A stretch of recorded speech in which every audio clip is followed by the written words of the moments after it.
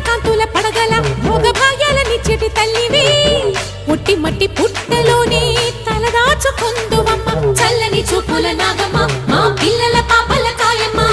పల్లెకు తల్లివి నీవమ్మ మాకు